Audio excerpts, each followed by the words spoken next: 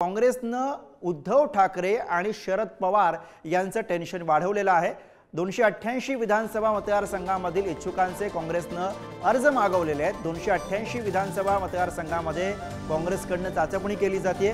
मवियामध्ये काँग्रेसचे दबाव तंत्र की स्वबळावरती लढण्याची तयारी अशी चर्चा या निमित्तानं आता सुरू झालेली आहे। पक्ष संघटनेला प्रत्येक ठिकाणी त्यांचं संघटनात्मक काम असलं पाहिजे, तिथल्या कार्यकर्त्यांमध्ये उत्साह असला पाहिजे आणि त्या दृष्टिकोनातून 288 जागेवर आम्ही उमेदवाराची मागणी केलेली आहे। जागा वाटपामध्ये ज्या ज्या जागा सुटतील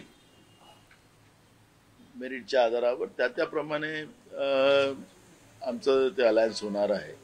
कालच आमची महाविकास आघाडीची बैठक झाली। यशवंतराव चव्हाण प्रतिष्ठानला माननीय शरद पवार साहेब होते, उद्धवजी होते, काँग्रेसकडून नाना पटोले, बाळासाहेब थोरात, पृथ्वीराजजी चव्हाण असे प्रमुख नेते होते। आम्ही सगळे होतो, जयंतराव पाटील होते। अनेक विषयांवर आम्ही एकत्र लढणार आहोत। आम्ही सुद्धा 288 मतदारसंघात आमची तयारी सुरू आहे ना। यासाठी कोणता मतदारसंघ कोणाच्या वाट्याला येईल हे अद्याप ठरायचं आहे। अशा वेळेला तिन्ही पक्षांनी मित्र पक्षांची 288 मतदारसंघात तयारी हवी। मला असं वाटतं अर्ज घेणं काही वाईट नाही आहे। शिवसेनेनं सुद्धा 288 मतदारसंघाची लोकसभेच्या आधीच बैठका घेतलेल्या, पूर्ण 288 मतदारसंघाच्या पूर्ण बैठका शिवसेनेच्या खूप आधी, लोकसभेच्याही 4 महिने 6 महिने आधी घेतलेल्या आहेत। त्या सगळे पक्ष राजकीय दृष्ट्या तयारी करत असतात। त्यांचं काही चूक आहे असं मला वाटत नाही। कुठं ते मजबूत आहेत, कुठं मजबूत नाही, कुठं अर्ज येतात, कुठे येत नाही, आलेले अर्ज किती चांगले म्हणजे निवडणुकीच्या मेरिटनुसार किती चांगले, ह्या सगळ्या गोष्टी निश्चित सगळे पक्ष बघत असतात। तर महाविकास आघाडीमधल्या नेत्यांच्या येणाऱ्या प्रतिक्रिया आपण बघितल्या तर थेट जाऊयात। प्रतिनिधी ओम देशमुख सध्या आपल्या सोबत आहेत। ओम, आपण बघतोय की महाविकास आघाडीमध्ये शिवसेना असेल किंवा मग काँग्रेस असेल, स्वबळाचा नारा देताना दिसत आहे। स्वबळावरती तयारी होताना आपल्याला बघायला मिळते। म्हणजे तसा उल्लेख हा संजय राऊतांनी सुद्धा केला आणि तसा उल्लेख हा नाना पटोले यांनी सुद्धा केलेला आहे। कसं बघायचं या सगळ्या रणनीतीकडे?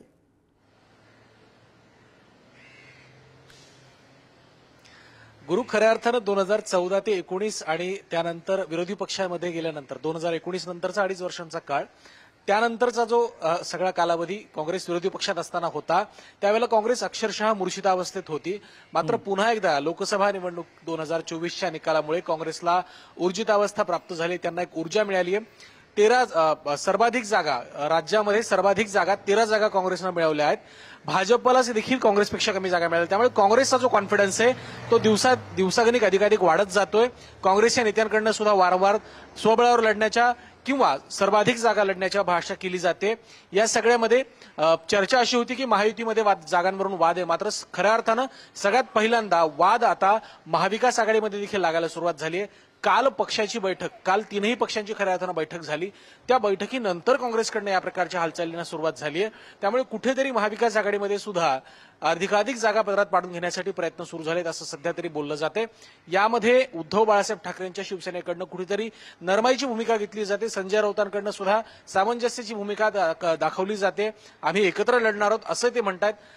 त्याच सोबत आम्ही सुद्धा 288 जागांवरती लढण्याची तयारी करतोय असं देखील ते त्याला जोडून सांगतात। त्यामुळे महाविकास आघाडीमध्ये सुद्धा कुठेतरी जागांवरनं वाद निर्माण होतोय हे सध्या दिसतंय। कारण अनेक अशा जागा असतात जिथे 2 किंवा 3 पक्षांचे बरोबर आहे। त्यामुळे ज्या पद्धतीने महायुतीमध्ये आपल्याला जागा वाटपावरनं वाद दिसणार आहे, तसाच वाद आपल्याला महाविकास आघाडीमध्ये सुद्धा बघायला मिळतो आणि त्याची आता कुठेतरी सुरुवात झाली आहे असं म्हणणाऱ्या घडामोडी आपल्याला दिसतात। धन्यवाद ओम या सगळ्या सविस्तर विश्लेषणासाठी।